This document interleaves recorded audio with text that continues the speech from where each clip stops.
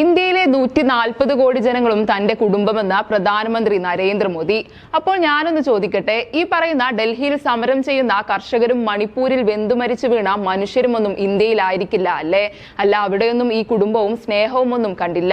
എന്തു തന്നെ ആയാലും ഇങ്ങനെ പ്രത്യേക സാഹചര്യങ്ങളിൽ മാത്രം ഉണർന്നു വരുന്ന കുടുംബസ്നേഹം തികച്ചും അത്ഭുതപ്പെടുത്തുന്നത് തന്നെയാണ്. വർഗീയതയും വിദ്വേഷവും ഒക്കെ പരത്തി വോട്ട് പിടിക്കുന്ന തന്ത്രവും ഒക്കെ ഇപ്പോൾ തൽക്കാലം ഓർമ്മിപ്പിക്കുന്നില്ല.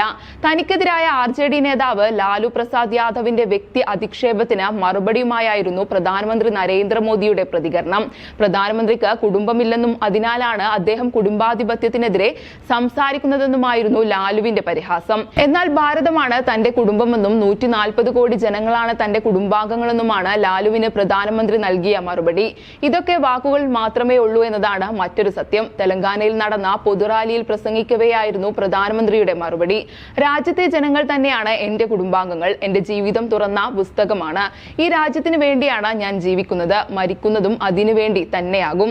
തന്റെ ജീവിതം രാജ്യത്തിനായി സമർപ്പിച്ചിരിക്കുകയാണ്. അബിലാബാദിൽ നടന്ന പൊതുറാലിയിൽ പ്രധാനമന്ത്രി പറഞ്ഞു. പട്നയിൽ RJD സംഘടിപ്പിച്ച റാലിയിലായിരുന്നു ലാലു പ്രസാദ് യാദവിന്റെ പരാമർശം. പ്രധാനമന്ത്രിക്ക് സ്വന്തമായി കുടുംബമില്ലെന്നും അതിനാലാണ് അദ്ദേഹം കുടുംബാധിപത്യം എന്ന പേരിൽ മറ്റുള്ളവരെ പരിഹസിക്കുന്നതെന്നും ലാലു പറഞ്ഞു.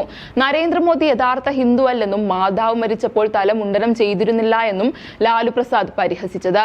ഈ പരാമർശങ്ങൾക്കാണ് പ്രധാനമന്ത്രി ഇപ്പോൾ മറുപടി നൽകിയിരിക്കുന്നത്. കുടുംബാധിപത്യത്തെ രൂക്ഷമായി വിമർശിക്കുന്ന പ്രധാനമന്ത്രി നരേന്ദ്രമോദിക്കെതിരെ നിരന്തരം അധിക്ഷേപ പരാമർശം നടത്തുന്ന നേതാവാണ് ലാലു പ്രസാദ് യാദവ്. മുമ്പ് നിരവധി തവണ പ്രധാനമന്ത്രിക്കെതിരെ വ്യക്തി അധിക്ഷേപ പരാമർശവുമായി ലാലു രംഗത്ത് വന്നിരുന്നു. ലാലു പ്രസാദ് യാദവിന്റെ പരിഹാസത്തിന് മറുപടിയായി BJPയും പ്രചാരണവുമായി മുന്നോട്ട് വന്നിരുന്നു. രാജ്യം മുഴുവൻ മോദിയുടെ കുടുംബം, മോദി കാ പരിവാർ എന്ന പ്രചാരണ വാക്യവുമായാണ് BJP എത്തിയത്.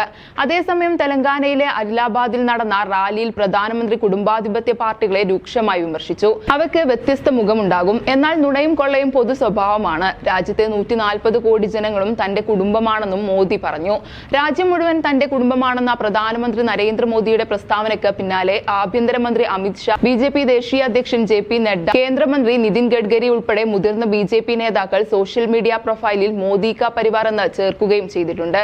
പീയൂഷ് ഗോയൽ, നിതിൻ ഗഡ്കരി, ജ്യോതിരാദിത്യ സിന്ധ്യ, ശിവരാജ് സിംഗ് ചൌഹാൻ എന്നിവരുൾപ്പെടെയുള്ള കേന്ദ്രമന്ത്രിമാരും പ്രമുഖ നേതാക്കളും തങ്ങളുടെ സമൂഹ മാധ്യമ അക്കൗണ്ടുകളിലെ ബയോയിൽ മോദി കാ പരിവാർ എന്ന് കൂട്ടിച്ചേർക്കുകയും ചെയ്തിട്ടുണ്ട്.